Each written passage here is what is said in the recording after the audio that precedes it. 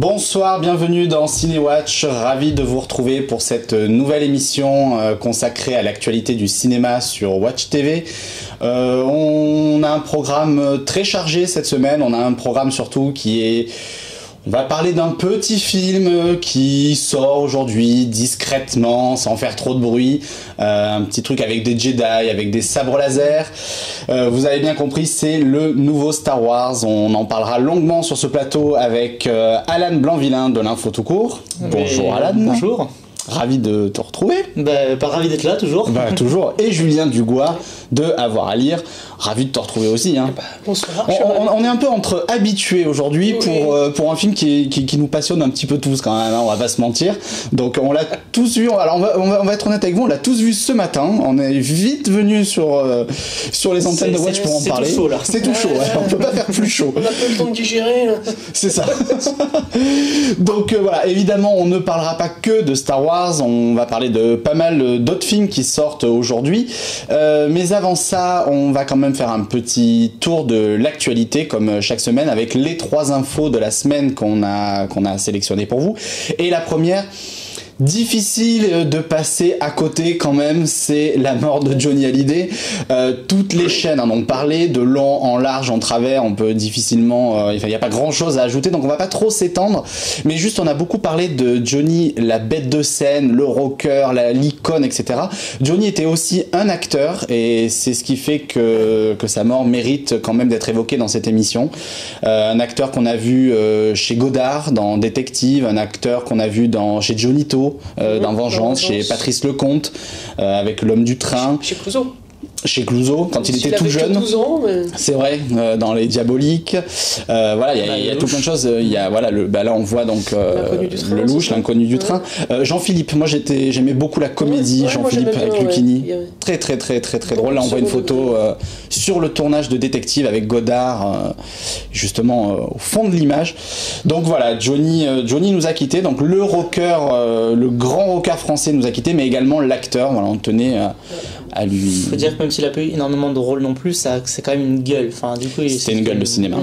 Donc voilà.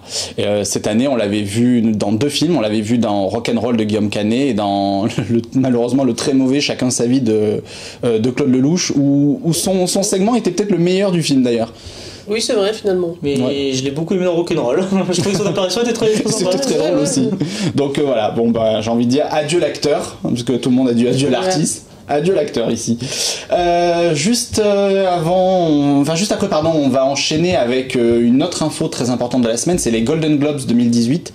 Je pense que vous avez peut-être suivi l'annonce des nominés à la prochaine cérémonie.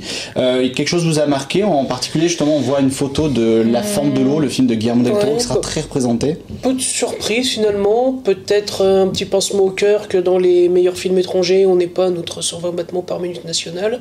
Peut-être plus pour les Oscars du coup. Ouais, mais bon, comme l'un étant la... de moins en moins quand même, hein, de moins en moins. Oui, c'est vrai, avant on avait l'habitude de dire qu'effectivement les gagnants des Golden Globes donnaient une tendance pour les Oscars. Justement, maintenant les Golden Globes sont plus justement pour les déçus des futurs Oscars en général maintenant. C'est pas faux. En tout cas, voilà, il y a pas mal de choses. Je pense que ça va se battre dans pas mal de catégories. Je regardais là, donc la catégorie meilleure actrice. On a ça va être Meryl Streep pour la énième fois qui est là. Mikura face à elle, Jessica Chastain qui est très bonne dans le nouveau film d'Aaron Sorkin. Sally Hawkins pour La Fente de l'eau. Donc toi, je sais que c'est mon chouchou. C'est ton petit chouchou. J'adore ce film, j'adore cette actrice. Il y a Frances McDormand pour Fruit Billboard. Moi, je mise sur elle, clairement. Ah ouais. Je l'ai adoré dans le film. Tu mets un billet là? Une pièce. Je mettrai pas un billet parce que du coup j'espère qu'elle ira aux Oscars, donc je préférerais qu'elle ait l'Oscar que le Golden, donc à la limite, je te suivrai bien parce que je l'ai trouvé aussi très bien. J'ai pas vu le grand jeu, mais allez, on va dire Jessica Chastain, je pense qu'elle pourrait l'avoir pour le Golden. Ceci dit, une catégorie où ça peut se battre énormément, c'est également la catégorie meilleur acteur, parce qu'on a Tom Hanks, évidemment, voilà, à chaque fois que Tom Hanks, surtout Tom Hanks chez Spielberg avec Pentagon Papers, à côté, donc c'est bon. Il y a Gary Oldman qui risque de partir grand favori pour son interprétation de Churchill dans Les Heures Sombres, et surtout il y a Daniel Day-Lewis, ayant annoncé sa retraite, est-ce qu'il serait pas tenté de lui donner un... Puis on sait que, bon, mine de rien, Daniel Day-Lewis, c'est un peu le Meryl Streep masculin, quoi. C'est quand il est là, en général, il laisse pas grand-chose au reste. C'est pas faux. Donc voilà, il y a pas mal de choses. J'étais en train d'essayer de chercher la catégorie. Voilà, donc meilleur réalisateur, on a Spielberg, on a Nolan, on a Del Toro, on a Ridley Scott. Et on a Martin McDonagh pour Free Billboards, que vous avez tous les deux beaucoup aimé, quoi. Donc voilà, donc ça promet une belle compétition. Je suis content aussi, dans les meilleurs films d'animation, on a notre Passion Van Gogh. La Passion Van Gogh, ouais. Qui était absolument magnifique et qui a de grandes chances, je pense. Même si Disney est quand même en face, et bon, Disney aura l'Oscar. C'est ça. Ah, et puis côté Disney n'a rien à nous faire de bon cette année. Oui. Et côté meilleur film étranger, bon, The Square qui a eu le prix à Cannes devra affronter Faute d'amour. Magnifique Faute d'amour. Tu vas me détester, mais je soutiens Une femme fantastique. Une femme fantastique, ouais. Bon. En tout cas, voilà, ça promet une sacrée belle cérémonie en début d'année. On en reparlera bien évidemment dans cette émission. Ce qu'on n'a pas dit, c'est que surtout que ça va être des cérémonies extrêmement marquées par du coup les affaires Weinstein et tout ce qui s'en a suivi. Ça risque d'être énormément aussi médiatisé pour ça. Ouais, je pense que c'est surtout aux Oscars, ou selon, aux Oscars, il y a moyen que ça envoie, que ça fasse un petit running gag tout le long de l'émission s'ils optent pour un petit côté impertinent. Évidemment. Il faudra voir comment ils gèrent ça. Tout à fait. Avant de partir sur le programme de la semaine, on a également sélectionné pour vous la bande-annonce de la semaine, du moins c'est celle qui faisait un petit peu office de poids lourd cette semaine, c'est la bande-annonce de Ready Player One, le nouveau film de Steven Spielberg. Hein. T'as pas pris Jurassic World? Non, j'ai pas pris Jurassic World. J'ai préféré la bande-annonce de Jurassic World 2 que celle de Ready Player One. Bah, écoute, on verra si on peut la prochaine fois passer celle de Jurassic World 2 en retard. On va tout de suite regarder les quelques images donc, de Ready Player One, le nouveau film de Steven Spielberg avec Ty Sheridan qui sortira le 28 mars 2018. Like Peter Parker or Bruce Banner. But he died when I was a kid. My mom too. And I ended up here.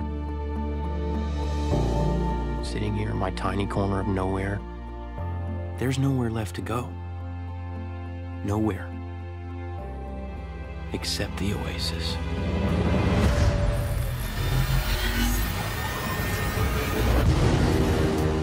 A whole virtual universe.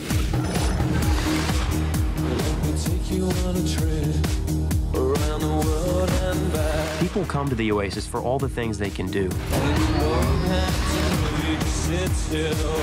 But they stay because of all the things they can be.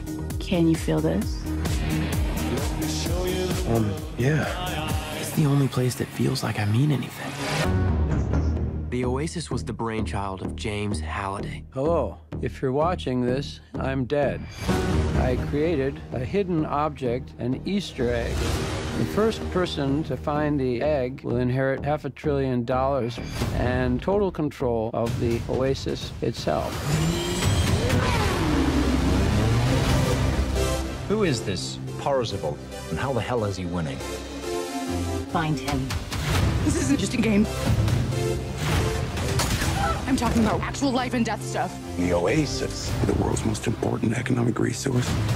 And it's nothing less than a war for control of the future.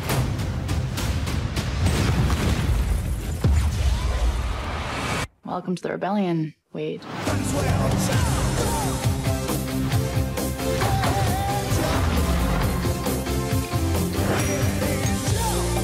Like many of you, I only came here to escape. But I found something much bigger than just myself. Are you willing to fight? Help us save the Oasis.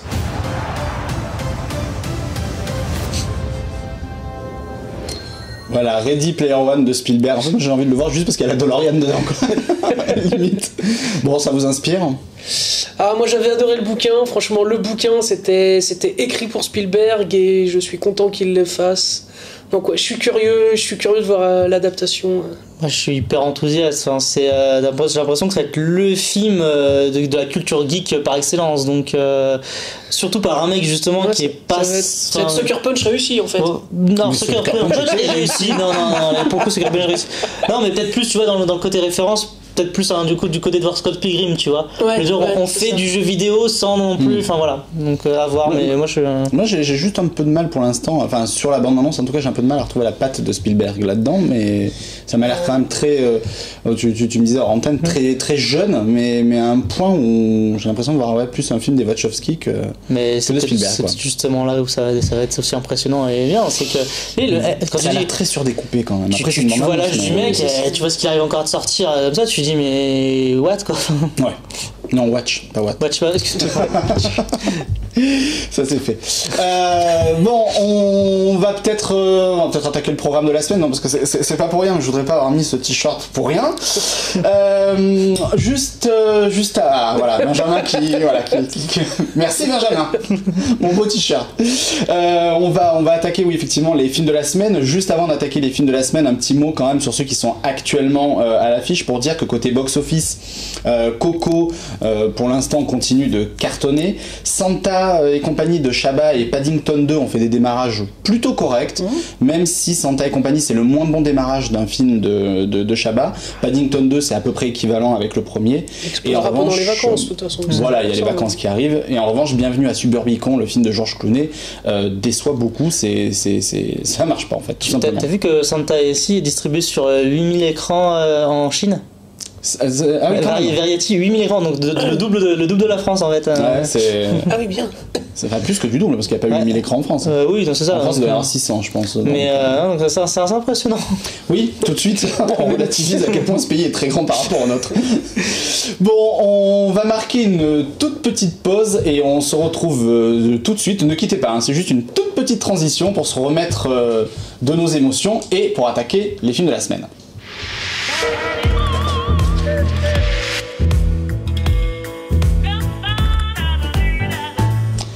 Vous êtes donc toujours sur Cinéwatch, à mes côtés Julien et Dark Vador qui nous a rejoint sur ce plateau. Notre réalisateur me dit Dark Vador a défoncé le micro. Rien n'arrive à côté obscur. Exactement. Oui, alors le problème c'est que Dark Vador dans cette nouvelle trilogie, malheureusement, c'est plus trop ça, hein. Mais bon, comment vivez-vous le fait de ne plus être dans cette nouvelle trilogie Dark? Plutôt bien, parce qu'on parle quand même encore beaucoup de moi.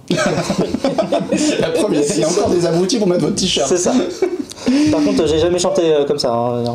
Et pourtant, ça vous irait si bien le disco. Je suis plutôt Claude François. Ça ne m'étonne pas. Claude François avec la voix de Dark Vador, je me dis... Ça doit être une horreur. Ah, ça peut rendre quelque chose quand même, hein. Ça, tu sais, un petit, je sais pas, ça peut le faire. Mais bon, si tu veux nous préparer ça d'ici la fin de l'émission. Bon, plus sérieusement, donc Star Wars, les derniers Jedi sort aujourd'hui au cinéma. C'est un petit peu quand même le film événement de cette fin d'année. C'est un film réalisé par Rian Johnson, à qui l'on devait Looper, le plutôt bon Looper d'ailleurs, film de science-fiction. On retrouve toujours donc Daisy Ridley évidemment, John Boyega, Oscar Isaac, Carrie Fisher, malheureusement, qui nous a quittés récemment, mais qui a quand même tourné ce film. Mark Hamill, évidemment, Adam Driver. Bref, tout le monde est de retour pour faire vibrer le cœur de tous les fans des Jedi. On regarde tout de suite la bande-annonce et on en parle après. Évidemment, sans spoiler, on s'y engage tous. Ah, oui. Même Dark Vador s'engage à ne pas spoiler, à ne pas spoiler. Voilà. Donc vous pouvez rester avec nous, on vous dira ce qu'on en a pensé, mais on fera bien attention à ne rien vous dévoiler. On regarde la bande-annonce.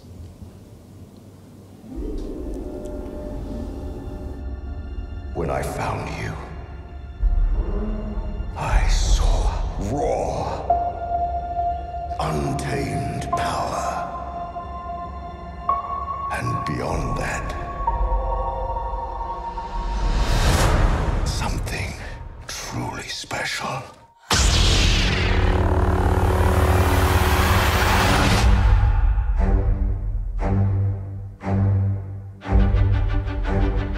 Something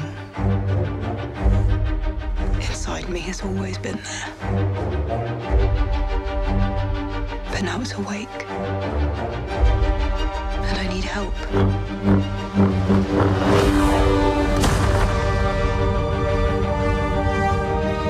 I've seen this raw strength only once before. It didn't scare me enough then. It us now.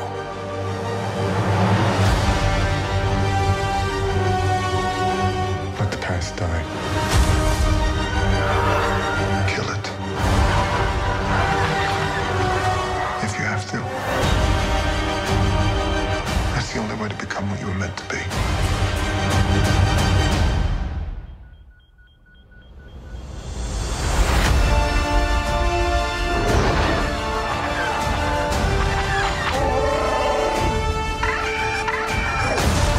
We are the spark that'll light the fire that'll burn the First Order down.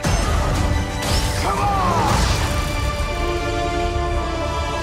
This is not going to go the way you think. Fulfill your destiny. I need someone to show me my place in all this.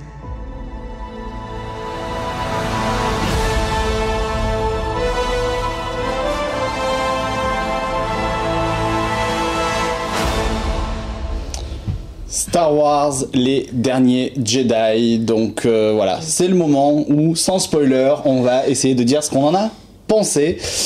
Qui veut se lancer? Toi ou Monsieur Vador? Honneur aux faibles. Et ben j'ai trouvé que c'était un bon film sans être un chef-d'œuvre. Des bonnes surprises, des mauvaises surprises, mais ça reste des surprises. Est-ce qu'on en attendait peut-être pas un peu trop finalement?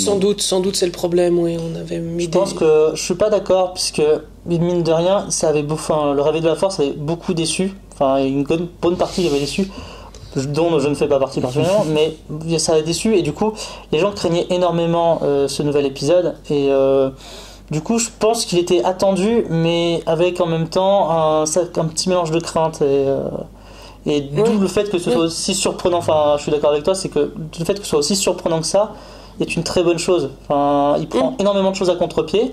Dans les surprises, il y a des bonnes et des mauvaises choses qu'on forcément détaillera pas. Mais le fait est, voilà, là où les gens se plaignaient un peu d'un Réveil de la Force qui était vraiment un peu copié-collé, là il y a un vrai parti pris. Donc on a un peu aussi cette idée de l'Empire contre-attaque, évidemment. C'était un peu dans la... C'est un épisode de transition. C'est un épisode de transition, donc en même temps c'était difficile de faire autrement. Mais justement, je trouve que par rapport au modèle, par rapport à ce qu'on lui donnait à l'origine, Rian Johnson a quand même fait son film, un film de fan, encore une fois, mais son film. Là où Abrams, du coup, avait fait du Abrams, c'est-à-dire qu'il avait fait le film de fanservice en fait. Oui. Là, on sent vraiment que non, Rian Johnson s'est approprié l'idée, s'est approprié la saga, et il y a des défauts, enfin, voilà, le film n'est pas parfait, mais non, c'est vraiment du Star Wars, et c'est du Star Wars... c'est du nouveau Star Wars. Là, on est pleinement dans ce que Star Wars a de moderne. C'est du nouveau Star Wars, tout en essayant de faire attention à bien respecter l'ancien Star Wars, qui est à la fois la soupape de sécurité pour les fans, mais en même temps la limite. Donc c'est assez difficile d'essayer de faire du neuf avec du vieux, mais tu l'as dit, c'est un épisode de transition. Et je pense que ça peut nous mener vers un neuf. Et maintenant, j'attends beaucoup plus le neuf en fait. Mais justement, quand je vois ça, je me suis dit. Est-ce que c'est pas ça qui est un peu inquiétant? Parce que dans la saga originelle, l'épisode de transition, donc par épisode de transition, on entend celui qui est au milieu dans une trilogie, donc qui nous amène du début vers la fin. C'était le meilleur. C'était le meilleur. Là, c'est loin d'être le cas. Là, pour l'instant, moi, je me range à l'opposé d'Alan. Je trouve que cet épisode 8 est moins bon que l'épisode 7. Là, je suis d'accord. Je suis d'accord avec toi. Je suis pas fan du 7, mais celui-là a quand même quelques maladresses dans son écriture. Quelques facilités, enfin même pas mal de facilités. Oui, il y a pas mal de facilités. Au point, des fois, on a l'impression limite que la résistance est complètement débile dans sa façon de gérer les événements. Attention à ce que tu allais dire. L'Empire aussi. Ne me menacez pas, Monsieur Vador. On vous connaît maintenant, on les connaît vos trucs, hein. Non, mais effectivement, il y a des maladresses d'écriture, mais pour moi, il y a vraiment cette envie, et il y a ce côté où la saga prend un nouveau visage. Donc prendre un nouveau visage, c'est jamais facile non plus, parce que comme tu dis, il faut respecter ce qui a été fait avant, mais on sent que par rapport à rien qu'à l'épisode Rogue One, On sent que voilà, il y a ce côté, non mais il y a un côté quand même beaucoup plus sombre qui s'installe, puisque cet épisode est quand même moins manichéen. Mais c'est par définition, l'épisode de transition est toujours le plus sombre d'une saga. Oui, tout à fait, mais j'ai plus l'impression que c'est pas, par rapport justement à l'Empire contre-attaque, c'est pas un épisode isolé. C'est-à-dire que l'Empire contre-attaque était vraiment le plus sombre même des six premiers films. Oh, le troisième, la revanche des Sith, mais était très sombre, mais pour le coup je trouvais qu'il était extrêmement maladroit, alors là pour le coup en termes de vitesse d'écriture c'était un peu... On me dit, vous dites n'importe quoi, monsieur Vador. Mais voilà, par là, je trouve qu'il y a un vrai parti, il y a vraiment désormais un vrai parti pris, et j'aime beaucoup et c'est mieux fait pour moi que dans le 8 que dans le 7, c'est qu'il y a ce côté où on rend hommage aux anciens, avec par exemple, pour moi, cette opus en fait totalement est destiné à Luke Skywalker. Pour moi, Luke Skywalker, c'est Tu peux dire que le 7 c'était celui de Han Solo à la limite? Non, parce que pour le coup, Han Solo faisait passe-plat.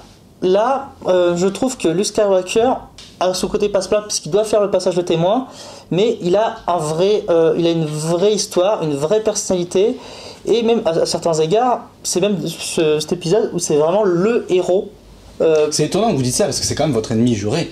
Ah, c'est mon fils. Et en même temps, c'est mon fils. Et en même temps, c'est votre fils. Enfin, non, vous êtes son père. Oui, c'est vrai. Pas pareil. Mais c'est grâce à lui que je suis quand même revenu du côté clair. C'est vrai. Merci Luc, si tu nous regardes. C'est ça. Non, alors, moi je suis à peu près, je suis un peu d'accord avec ce que tu disais tout à l'heure. Je trouve que c'est un bon Star Wars. Ça fait le taf. Honnêtement, je reste quand même assez surpris après ces deux films. Je trouve que quand on récupère Star Wars et qu'on se lance dans une nouvelle saga Star Wars, honnêtement, il y avait tout pour qu'ils se vautrent, que Lucasfilm et Disney, etc. se vautrent. Je trouve qu'ils ont sorti un premier épisode plutôt convaincant, le film de J.J. Abrams, l'épisode 7, moi j'avais trouvé ça vraiment très bon. Celui-là, effectivement, a ses défauts, et ça, il en a même plus, je trouve, que le précédent, mais ça reste quand même plutôt pas mal. Je trouve que les mecs s'en sortent plutôt bien jusqu'à présent. Après, ce que je reprocherais surtout à celui-là, c'est un cruel manque d'émotion. Je trouve que Rian Johnson n'arrive pas à faire naître l'émotion dans les scènes où il essaie d'en faire naître en plus. Pour justement un film qui se voudrait être plus sombre, ce manque d'intensité dans le mélodrame, quoi. Il devrait prendre au trip. Ouais, voilà, il devrait être capable de faire une partie mélodramatique. Là, à chaque fois, il essaye de faire des trucs un peu poussifs, qui ne fonctionnent pas, qui sont presque risibles tellement c'est grossier.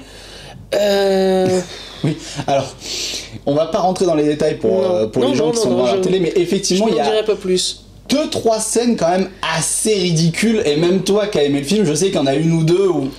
Bon. Mais toi t'es Dark Vador, t'as pas de cœur, toi. Et je reconnais même d'ailleurs que le film a même certaines longueurs, et au-delà du manque d'émotion, il y a aussi un certain vide scénaristique. C'est que finalement le film, sur bien des égards, ne raconte finalement pas grand-chose. Ouais, mais je trouvais qu'il manquait pas de rythme, moi. J'ai pas trouvé qu'il y avait de baisse de rythme. J'ai pas senti les 2h30. Hein, non, mais j'ai pas senti non plus 2h30, mais on sent qu'il y a des moments où c'est un peu de la rallonge artificielle. Oui, il y a un petit côté. Il y a un petit côté. Bon, de toute façon, là, on va pas mentir à personne. On sait très bien que l'Empire poursuit la résistance. Ça, c'est le principe même de Star Wars. Effectivement, des fois, on a un peu l'impression que c'est genre, on vous poursuit, on vous rattrape, on vous poursuit. Enfin, vous vous échappez, on vous rattrape. Ouais, c'est ça. Et puis des petites histoires à côté. On se croit presque chez Luc Besson, quoi. Oui, oui, effectivement, je vois que tu fais référence. Il y a effectivement un arc narratif qui est. Alors, je suis en train de regarder si on voit le personnage sur l'affiche, mais malheureusement non. Si, on le voit, je crois, en tout petit derrière John Boyega, à la gauche de Carrie Fisher, non ça, en rouge là-bas. C'est pas Rose, ça Juste en dessous de Chewbacca. Juste en dessous de Chewbacca en tout petit. Hein, ça c'est Rose. C'est ça. Oui, donc c'est Rose. Ah, tu penses à Rose, ce nouveau personnage, donc une héroïne, voilà, une héroïne mécanicienne asiatique, dont l'histoire, je trouve quand même globalement est quand même très con, quoi. Très artificielle. Ouais, très artificielle et très con. Par rapport au manque d'émotion, j'ai l'impression que c'est là pour le coup, c'est peut-être le défaut de la saga Star Wars Disney. C'est-à-dire que je l'ai pas ressenti dans le 7, je l'ai pas ressenti plus que ça même dans Rogue One.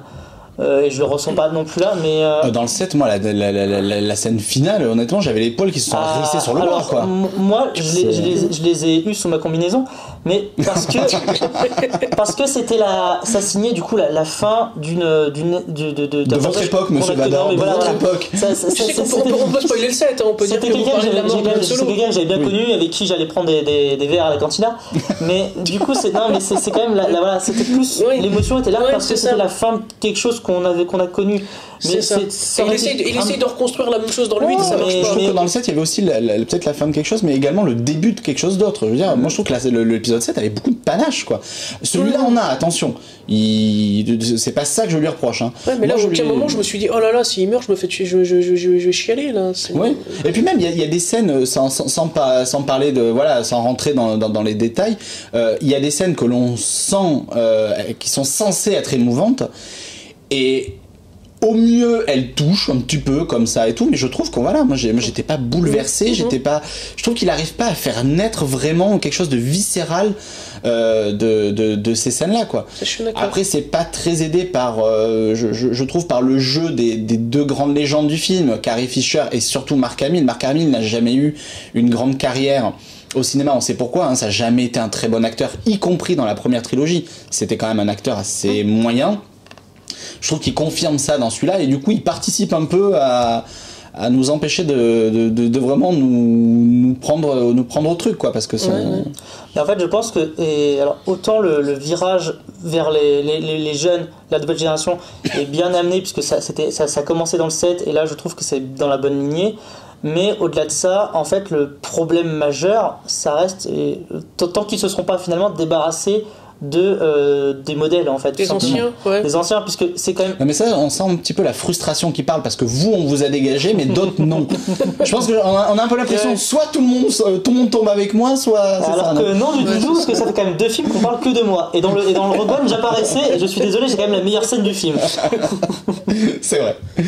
Bon, globalement, qu'est-ce qu'on peut dire? Genre, je vais pas dire est-ce qu'on peut conseiller le film aux gens, parce que je pense que les gens qui ont envie d'aller voir Star Wars, vous allez y aller, peu importe ce que les 3 ploucs autour de ce plateau disent, mais... Oui, bah je m'inclus dedans. Non mais bon. Oui, bon, vous, c'est un cas à part. Ouais, on en discutera en plateau. Qu'est-ce que j'en pense? J'en pense que je me ferai un avis définitif quand j'aurai vu la trilogie définitive. J'ai envie de le voir comme un grand tout, plutôt que me dire celui-ci est meilleur que celui-là. Si le 9 me déçoit, je penserais que ce serait une trilogie foireuse. Si le 9 me transcende, je dirais que ce serait une bonne trilogie. Donc voilà, donc celui-là, c'est un épisode de transition. On n'a pas parlé d'ailleurs de l'aspect visuel du film. Moi, je sais pas ce que vous en avez pensé. Je trouve que visuellement, il envoie bien le pâté, et qu'il y a dans l'univers artistique, il y a quand même des choses quand même assez belles. Hein. Ouais. Comme le fer à repasser cosmique magnifique. Que j'ai trouvé. Voilà, les gens verront. Pensez à nous, pensez à nous quand vous verrez un fer à repasser. Non, il y a quand même, puis même, je trouve qu'il y a, alors pour prendre quelque chose que les gens, que tout le monde aurait vu, si on prend dans la bande-annonce, je trouve que ces chiens de cristaux qu'on voit dans la bande-annonce sont plutôt beaux.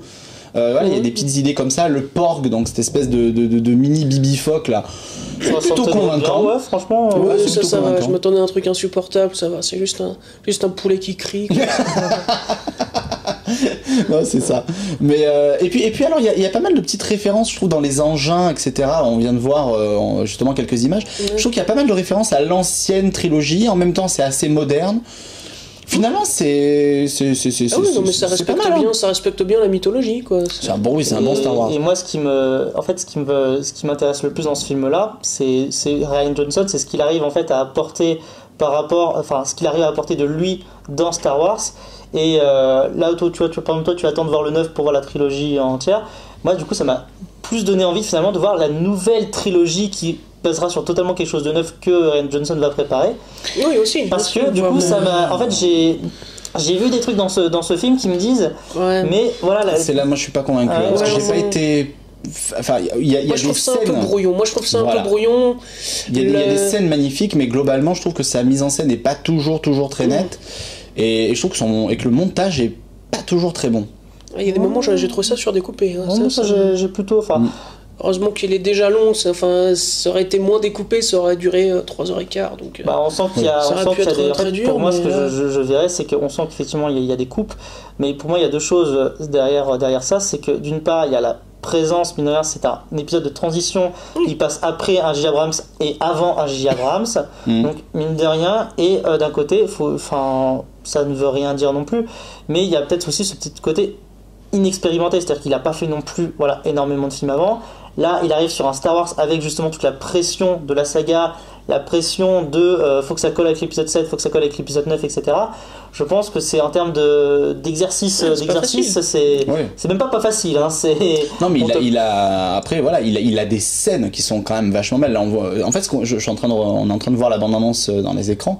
Il y a des scènes quand même absolument magnifiques. Il compose des plans. Il y a beaucoup de choses quand même très beaux, très belles, pardon. Mais globalement, je trouve que c'est un épisode il y a beaucoup d'action, il se passe il se passe pas mal de choses, je parle en termes de péripéties, hein, pas en termes de narration, mais au final, bizarrement, je trouve que ça manque d'intensité en fait. Je suis en train de me rendre compte en y repensant que ça manque d'intensité. Au final, l'ambiguïté anti-manichéenne sur lequel j'espérais qu'il se repose, c'est ça que j'ai trouvé le plus brouillon. Toute l'intrigue autour de Luke, son rapport avec ses deux élèves, Rey et Ben, enfin ses deux anciens élèves maintenant, enfin plus ou moins, enfin bon, on voit dans l'abondance effectivement voilà, que voilà, tout ça serait dû être là la grosse complexité morale du truc. Et j'ai trouvé que c'était un petit peu fait, c'était un petit peu de la choucroute. Non, moi je trouve qu'il brouillait plutôt bien les pistes, mais je pense que ça va être comme l'épisode 7 ou même tout Star Wars de toute manière. Ça va être un épisode de toute façon qui mérite et qui a besoin d'être revu aussi. C'est que là en fait on en parle mine de rien encore assez à chaud. Et je pense que... Non, mais quand je suis sorti du 7, Ah oui, mais moi aussi. Éclaté, quoi. Moi aussi, mais tu vois, à le revoir, parce que du coup je l'ai quand même revu plusieurs fois, plus poussif. À le revoir, je le trouve un peu plus compliqué le 7. Peut-être que celui-là se bonifiera. Le 7, on l'a vu parce que ça faisait des années qu'on n'avait pas vu un Star Wars. Il avait ce côté événement. Oui, mais il avait la tâche la plus difficile, c'est-à-dire de relancer la saga. Il avait le boulot le plus difficile. Mais ce qui est à mon avis le plus dur, c'est de continuer à faire vivre la saga. Je suis pas sûr. Maintenant, c'est plus des événements Star Wars, c'est devenu des rendez-vous. Oui, donc c'est ça. Maintenant, je veux voir un Star Wars. Quand j'allais voir le 7, j'avais déjà les poils qui se hissaient. J'étais fou. J'allais voir le 7 parce que ça faisait 10 ans que j'ai pas vu un Star Wars. Là, je vais voir un Star Wars. Lui, il continue un boulot. C'est plus des événements, c'est des produits. Ouais, mais le 7, il avait la difficulté de devoir nous attacher à des nouveaux personnages alors qu'on était tous amoureux des anciens. Et puis même de nous rattacher à une saga. Alors qu'on partait d'emblée tous en grinçant un peu des dents parce que merde, ils relancent Star Wars. Je pense que honnêtement de toute façon, quand c'est en plus géré par différentes personnes sur quelque chose qui existe déjà, ça sert à rien pour moi de débattre sur qui était le plus difficile entre faire un épisode de transition et faire le premier, parce que faire un retour de Star Wars des années après, c'est extrêmement difficile. Faire un épisode de transition quand tu pars, en plus quand c'est pas le même réalisateur que ça, c'est extrêmement difficile. Et clôturer la trilogie où du coup tu devras totalement passer la main à une nouvelle génération sera aussi extrêmement difficile. Donc dans tous les cas, de toute façon, voilà, cette trilogie est casse-gueule et pincette. Donc par rapport à ce qu'on a été fait, ce qu'on disait tout à l'heure, c'est que voilà, c'est pas parfait, mais honnêtement, ce qu'on a là, c'est quand même vraiment pas dégueulasse, quoi. Non, moi je trouve ça pas mal. Après voilà, je sais que je préfère le 7, je trouve ça pas mal. Après, ce qui est plutôt bien, je trouve, pour terminer, c'est que effectivement, vous l'avez évoqué dès le début, il y a quelques surprises. C'est-à-dire qu'on avait un peu l'impression qu'on voyait gros comme une maison ce qu'on allait nous sortir. Finalement, le film arrive à nous surprendre. Il y a 2-3 petits trucs qu'on s'attendait pas forcément. Et son arc narratif commence enfin. On avait beaucoup de gens. Il y a 2-3 bonnes surprises, il y a 2-3 mauvaises surprises. Voilà. C'est ça le truc. Et puis pas mal de gens avaient reproché au 7 d'être trop copier-coller du 4. Celui-là effectivement est quand même pas mal, reprend pas mal l'Empire contre-attaque, mais l'arc narratif commence à prendre des virages. Quand on se dit on sait où ça va nous mener, et pas forcément. Finalement voilà, il va peut-être y avoir des petites surprises et c'est pas plus mal. Bon, on va peut-être refermer le chapitre Star Wars, on va passer sur autre chose, et je suis en train de me rendre compte qu'en fait on n'a même pas profité de cette magnifique musique sur ce plateau. Donc voilà, c'est un petit peu la tristesse. Donc voilà, si notre réalisateur veut nous l'envoyer juste pour qu'on en profite de quelques notes avant qu'on s'en aille. Voilà. Quand même. C'est pas ta musique à toi, mais Bon ben voilà, on en a terminé avec Star Wars, on va enchaîner avec le film d'après. Et le film d'après, c'est Lucky, un film réalisé par John Carroll Lynch. John Carroll Lynch qui est un acteur à la base. C'est le dernier film avec Harry Dean Stanton, mythique acteur que l'on avait vu notamment dans Paris, Texas de Wim Wenders et dans beaucoup d'autres choses. On regarde la bande-annonce et on vous en parle rapidement juste après.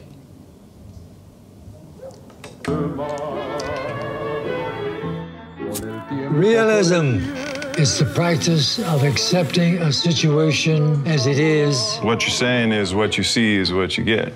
But what you see is not what I get. They call me lucky. President Roosevelt escaped. How does a 100-year-old tortoise escape? They're as noble as a king and as kind-hearted as a grandmother. I miss my friend. I hope he turns up soon for Howard's sake. Lucky. Those things are gonna kill you. Blood pressure's good. Heart is great. Lungs are great, even though you smoke. You get much exercise. I walk around all the time. I do 5 yoga exercises every day. Nice outfit there, cowboy. You have any kids, Lucky? None that I'm totally sure of. You know, most people don't get to where you are. They never get to the moment that you're in right now. The truth of what is for all of us is all going to go away. You, me, the cigarette, everything. What do you do with that? You smile. And that I see your darkness. Did you know how much I love you? Here's a hope that somehow you can save me from this darkness. Lucky de John Carroll Lynch, le film par lequel on va pouvoir dire adieu à l'acteur Harry Dean Stanton. Film qui est précédé d'une très très belle bande-annonce, sans faute de grammaire ni d'orthographe, c'est plutôt appréciable. Ça, c'est bien, tu sais à quoi je fais référence? Oui, tout à fait.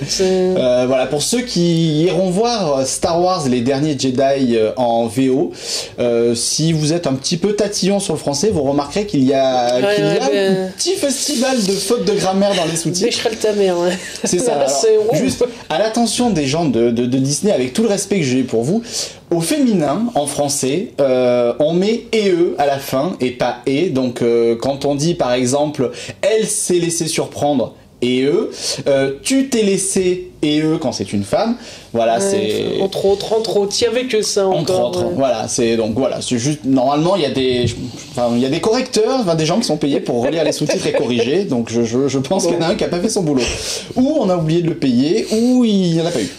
Voilà. Tu vas devenir un stagiaire. C'est ça. Lucky, bon, on l'a vu tous les deux, toi, qu'est-ce que tu en as pensé? J'ai trouvé ça très émouvant. C'est vrai que Harry Dean Stanton, c'est une belle façon de lui dire adieu.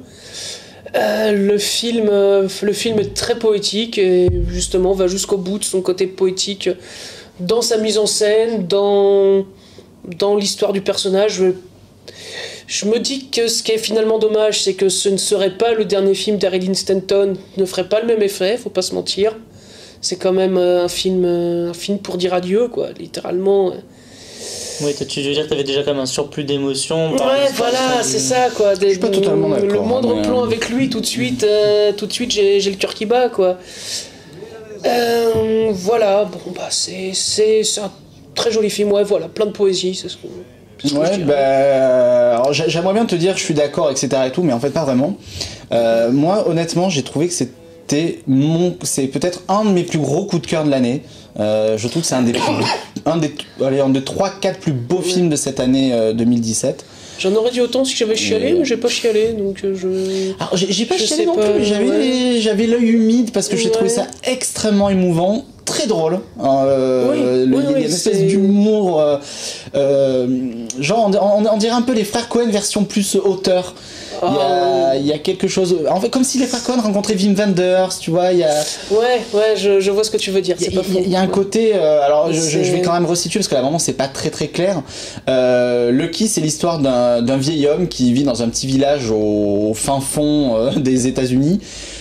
Sa vie est très routinière, c'est-à-dire qu'il se lève le matin, il fait son yoga, il va prendre son café en ville, il discute un peu avec les amis, il fait quelques mots croisés, il revient, il regarde ses émissions à la télé, puis il ressort le soir pour aller boire des coups avec ses amis et refaire le monde. Et il se passe pas grand chose d'autre. Et en même temps, voilà, c'est l'histoire d'un homme en fin de vie. Avec le personnage incarné par David Lynch qui est rigolo et qui est peut-être la seule source d'intrigue en fait dans son... parce qu'après, on pourrait croire que ça parle de rien, mais en fait si, c'est une chronique d'un homme qui est en fin de vie, qui sait que la mort est très proche, et bon voilà, quand on pense que David... Et qui vit, c'est une ode à la vie, c'est ça. Et quand on pense qu'effectivement Harry Dean Stanton a tourné ce film quelques mois avant de mourir lui-même, il y a vraiment un côté très testamentaire là-dedans. Son personnage et l'acteur se rencontrent vraiment, et je trouve que du coup, malgré lui, en partie grâce à son talent et malheureusement au fait qu'il est décédé quelques mois plus tard, je trouve que sa prestation tutoie un peu ce que je pourrais dire être la perfection du jeu d'acteur en fait. C'est comme s'il avait touché du doigt la perfection de son art. C'est comme si on a l'impression, en fait, on ne voit pas le personnage de Lucky, on voit le personnage, on voit Harry Dean Stanton. C'est ça. Et d'habitude c'est gênant de ne pas voir le personnage mais l'acteur. Et là c'est beau. Voilà, c'est un très beau film, très poétique. Vous êtes d'accord pour dire que c'est parce qu'il est mort. Enfin... Non, parce qu'à côté de ça, je trouve que c'est vraiment un film extrêmement réussi de la part de John Carroll Lynch. Je me demande si c'est pas son premier film en plus, j'en suis pas sûr, donc je vais pas m'avancer là-dessus. Si, je crois. Je crois. Mais voilà, non, moi je trouve ça très émouvant, je trouve ça très très drôle, et puis surtout je trouve que... Enfin, moi honnêtement, j'aurais pu passer 3 heures en compagnie de ce Lucky, tellement je me régalais à le regarder en fait. Il y a un côté hyper truculent. Bonne nouvelle, il joue dans Star Wars 9. En hologramme. Là, il y a un côté extrêmement émouvant. Pour moi, c'est vraiment une pépite et c'est vraiment un gros coup de cœur. Et voilà, si vous n'êtes pas du tout intéressé par les Jedi, par les sabres laser, par Star Wars et compagnie, voir Lucky. Allez voir Lucky en priorité des priorités. C'est vraiment un très très très très beau film. Et si vous êtes fan de Star Wars, allez voir Lucky allez voir quand même Lucky, ça n'empêche absolument pas d'ailleurs. On peut voir 2 films. Exactement, on peut voir 2 films. C'est vraiment un film que... De toute façon, c'est un film qui est distribué par KMBO qui est un petit distributeur sans prétention, et qui généralement a toujours le nez creux pour nous sortir des petites pépites. J'aime beaucoup le travail des gens de chez KMBO, et j'en profite pour le souligner. Ça fait partie de ces distributeurs un peu cinéphiles qui essaient de faire vivre un cinéma vraiment intéressant. Il a parlé du coup de Disney, de KMBO. T'as des messages à faire passer comme ça aujourd'hui Non, mais KMBO, j'ai toujours apprécié. J'aime défendre, et puis pour le coup, j'aime défendre un petit film. On sait que c'est un petit film fragile qui va peut-être avoir un petit peu de reconnaissance parce que Harry Dean Stanton, et que c'est son dernier film. Mais du coup, ça fait plaisir quand même, parce que c'est un film qui mérite quand même. J'espère qu'il trouvera son public, c'est clair. Pareil, voilà. Allez voir Lucky avant ou après Star Wars. Ou si vous allez voir Star Wars et que la séance est complète, ce qui est fort probable, allez voir Lucky. Si vous avez une carence d'émotion, que vous êtes triste de ne pas avoir été triste devant Star Wars, allez voir Lucky. Voilà. Il y a en fait là-dedans tout ce qu'il n'y a pas dans Star Wars. C'est ça. Et c'est ça. Mais il n'y a pas de Jedi. C'est ça. Il y a encore Harry Dean Stanton avec un sabre laser. Donc voilà pour Lucky. Donc voilà, moi en tout cas mon coup de cœur de maintenant de que tu me dis ça, je le regarde, je vois Snoke. C'est pas faux, il y a quelque chose. Alors que moi, ça le ferait rire si j'étais là. Alors que moi, je vois Tarkin, tu vois. Bon, on va enchaîner avec le film d'après. Le film d'après, on part à bord d'un train, on part à la rencontre de Hercule Poirot, c'est le Crime de l'Orient Express, nouvelle version, un remake signé Kenneth Branagh qui joue Hercule Poirot et qui réalise le film. Et c'est un film avec... Je pensais que t'allais réagir quand même. Que l'on a dans 2 films cette semaine. Ah, Désiré. Du coup, Désiré Ridley. Et oui, Désiré Ridley qui est donc à l'affiche de Star Wars Les Derniers Jedi et du Crime de l'Orient Express. Voilà. Donc, complètement foiré ton effet. Il y a notre réalisateur Benjamin Loret qui me dit sur le coup il avait entendu Désiré, il a entendu Désirless et il comprenait pas le rapport avec Star Wars Les Derniers Jedi. Ça c'est Star 80, c'était la semaine dernière. Exactement, ça c'était Star 80 la suite. On regarde tout de suite la bande-annonce du Crime de l'Orient Express.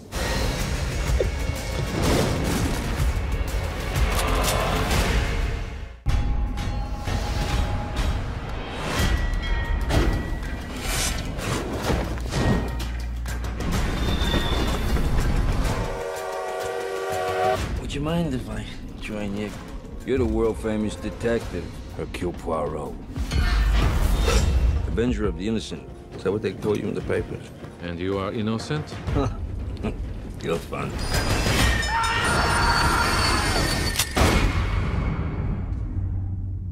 A passenger has died. He was murdered. The murderer is on the train with us now. And every one of you is a suspect. So, let us catch a killer. A man was rummaging around my cabin in the middle of the night. You are certain it was a man? I know what it feels like to have a man in my bedroom. What did you think of the dead man? You leave her out of this. Did he have enemies? Pick a number. The real killer is right here. One of you people. We're surrounded by lies! I'm sleeping here, where everyone can see me. And I can see everyone. Who takes up the knife? Cannot trust no one. Another one?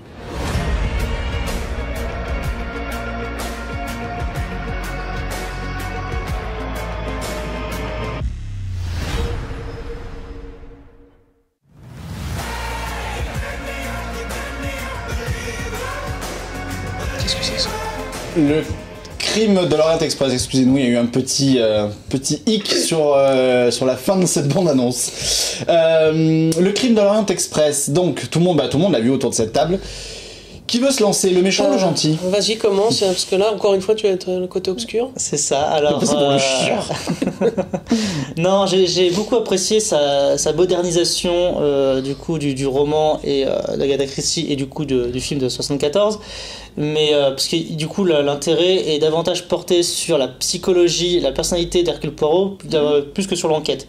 Donc c'est intéressant. Après dans cet objectif là où il se loupe, c'est que tout son film existe que pour Hercule Poirot. C'est-à-dire qu'il n'a pas fait de juste mesure et il est de quasiment tous les plans. Il a des longs monologues un peu, je trouve, narcissiques. Enfin, voilà, moi, je trouve que c'est un film extrêmement nombriliste. On voit Hercule Poirot tout le temps. Il y a beaucoup d'éléments qui nous manquent parce que Hercule Poirot sait, mais pas toi. En fait, j'ai l'impression que c'est le principe d'Hercule Poirot en même temps. Oui, mais tu vois, j'ai l'impression qu'en fait, le mec, il a fait son enquête pour lui, pas pour le spectateur, et il a fait un film pour lui, pas pour le spectateur. En fait, j'ai vraiment l'impression qu'il s'est fait son truc de son côté, et avec une bonne idée derrière, hein, l'idée est viable en soi, mais qu'il a fait son truc de son côté, et que nous, on prend les restes, en fait. Et voilà, ça me gêne un peu, parce que mine de rien, il a quand même un assez bon grand casting et bon casting. Il a une mise en scène assez vraiment, moi je trouve, originale pour un huis clos.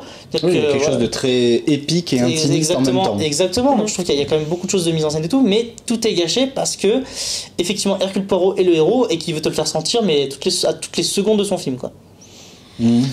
C'est vrai que le personnage d'Hercule Poirot est introduit comme si on le connaissait déjà, donc... ça aurait été la deuxième aventure d'Hercule Poirot, ce serait très bien. Hercule Poirot, c'est vrai qu'il est très présent, il est très développé. Mais les autres personnages aussi, tu compares à la version de 74, les personnages existent plus. La version Ciné Lumet avec Albert Finet. Voilà, avec un excellent casting aussi, mais les personnages existaient moins.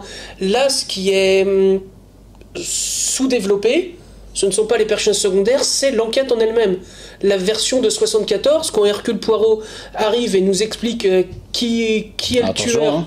qui nous explique qui est le tueur, comment s'est déroulé le crime, il nous développe tout, ça prend presque une demi-heure, c'est presque trop long, c'est très théâtral. Mais voilà, c'est très théâtral.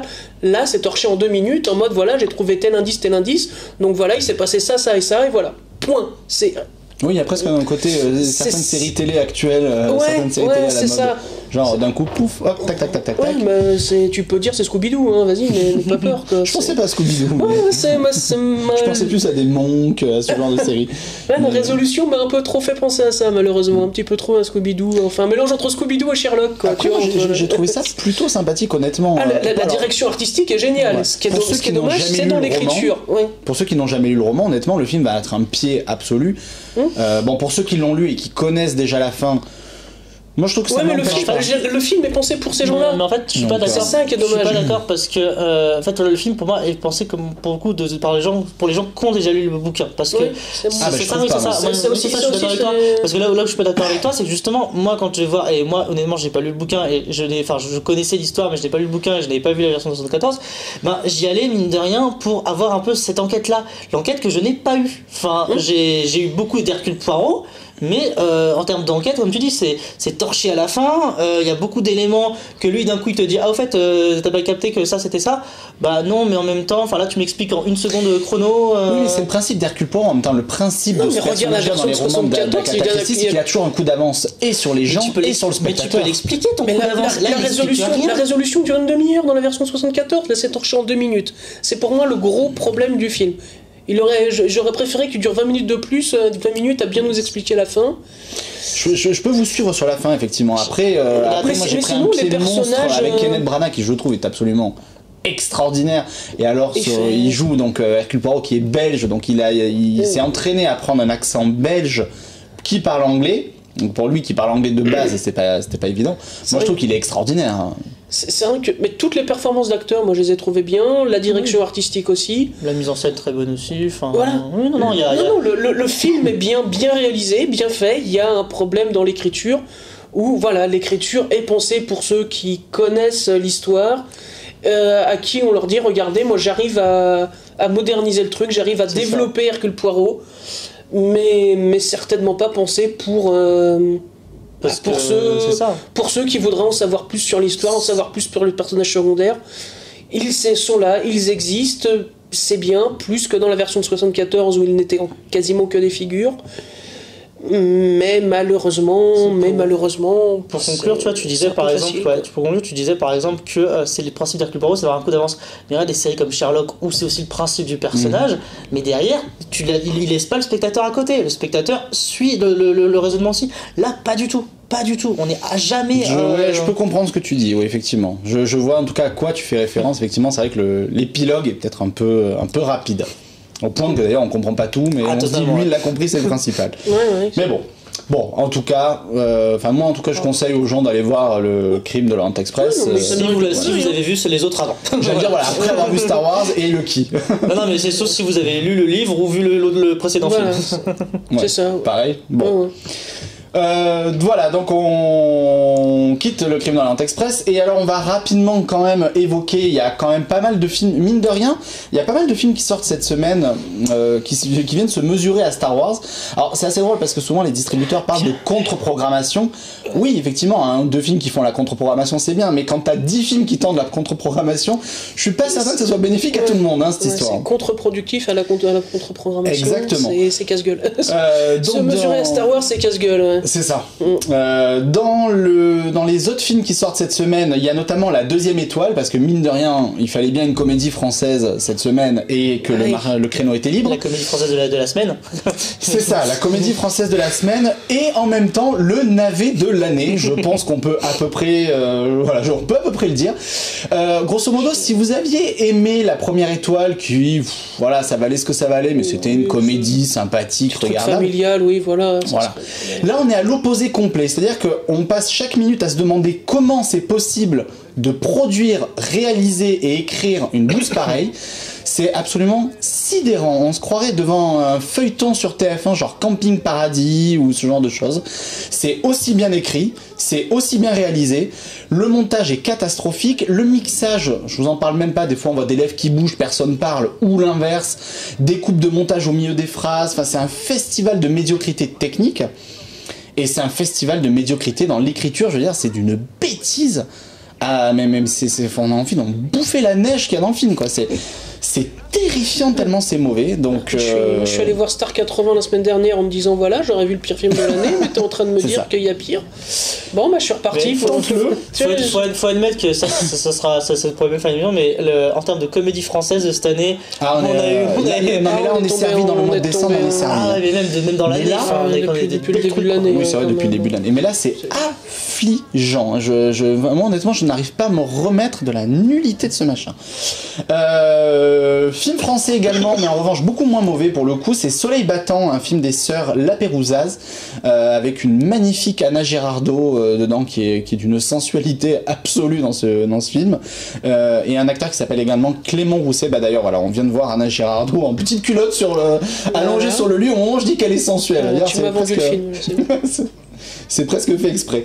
Voilà, donc c'est un très joli drame sur une famille qui part en vacances au Portugal, et certains secrets vont ressortir et vont montrer que cette famille est beaucoup plus fragile que ce que l'on pensait. Voilà, un joli drame solaire que je vous conseille. Oh, le drame solaire, je suis sûr qu'il l'avait préparé. Pourquoi ? Parce que du coup c'est par rapport au titre du film. Ah, Soleil battant, oui, non, pas du tout en fait. Mais je crois que c'est sur toutes les affiches un drame solaire, hein, donc j'ai rien inventé. Mais j'ai rarement vu Anna Girardot aussi bonne, pardon. Talentueuse, j'entends. Fais gaffe. Hashtag balance ton port, ça y est, c'est parti. Ça y est. Autre film français également, c'est Drôle de petite bête, enfin coproduction franco-anglaise, un dessin animé pour les enfants. Alors attention, c'est vraiment pour les enfants. C'est un film pour les 4-6 ans, avec les voix de Kev Adams, de Virginie Efira et surtout d'Emmanuel Curtil, donc la voix principale du film. Emmanuel Curtil, c'était la voix de Jim Carrey, c'était la voix de Chandler Bing dans Friends. Voilà, donc un très joli petit film en fait pour les 4-6 ans. Si vous avez des enfants, amenez-les voir, Drôle de petite bête. Maria by Callas, documentaire sur Maria Callas, en 30 secondes. Moi j'ai adoré, j'ai trouvé que c'était un principe narratif excellent, puisque c'est un truc où ça ne t'explique pas qui est Maria Callas, c'est un truc qui est fait de manière à ce que tu as l'impression que c'est Maria Callas qui te raconte sa vie, et du coup c'est hyper émouvant. Oui, c'est ça, c'est la première personne, c'est ça. Ouais, c'est ça, c'est jamais du sensationnalisme people, c'est tout en étant extrêmement pudique. Moi je trouve ça magnifique. Il y a la voix de Fanny Ardant, si je me trompe pas. Vous voyez, qui lit des lettres de Maria Callas qui n'avaient jamais été éditées, que le réalisateur a retrouvées dans les greniers de chez Maria Callas. Tu conseilles? Ah, moi je conseille. Même si vous n'aimez pas Maria Callas, même si vous ne savez pas qui c'était, après tout, le réalisateur non plus ne connaissait pas Maria Callas. Non, c'est vrai, le même réalisateur disait je ne savais pas qui était Maria Callas avant de commencer à me documenter. C'est inquiétant ça quand même. Et donc justement, c'est extrêmement réussi, quoi. Oui. Ça aurait été fait par un fan, ça aurait été casse-couille en fait le film, je pense. C'est peut-être pas faux. Ouais. Autre film également cette semaine à l'affiche, Les Bienheureux, avec Samy Bouajila, l'histoire de la confrontation de deux générations qui ont vécu donc les événements qui ont marqué l'Algérie ces 20 dernières années, notamment la Révolution. Donc voilà, un film dans lequel Samy Bouajila est très solide comme d'habitude. L'Intrusa, un film de Leonardo Di Costanzo, la fuite d'une mère dont le mari appartient à la Camorra napolitaine et qui va fuir donc avec ses enfants. Un formidable portrait de femme, dit l'affiche. Et pour terminer, un autre documentaire, L'usine de rien, que toi tu as vu. Que moi j'ai détesté. Qui est un film qui dure 3 heures, qui est un film qui devrait... C'est un documentaire. C'est ça. Non, c'est pas un documentaire. Hein. Ah, c'est pas un documentaire. Ah, c'est pas un documentaire. Non.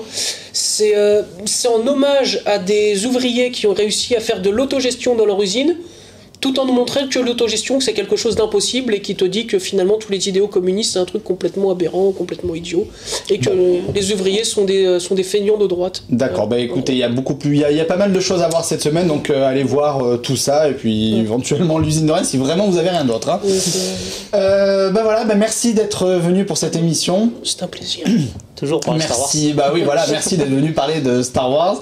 Bah on va vous laisser, nous, puis on va retourner aller voir Star Wars. Ah bah donc oui. toi tu l'as vu en IMAX, nous on va aller faire ça. C'était bien en IMAX, en 5 secondes. Très sympa, franchement, très sympa. Ça a des belles images. Parfait. Merci beaucoup, on se retrouve la semaine prochaine pour un nouveau numéro de Ciné Watch. Que la force soit avec vous. Que la force soit avec vous, et la semaine prochaine on parlera de très belles choses, notamment un film qui s'appelle A Ghost Story, qui est une merveille. Est-ce qu'il y a Jumanji aussi en vache? Qu'est-ce que t'as contre Jumanji? Tu déconnes ou quoi? C'est sympa Jumanji. Je me casse.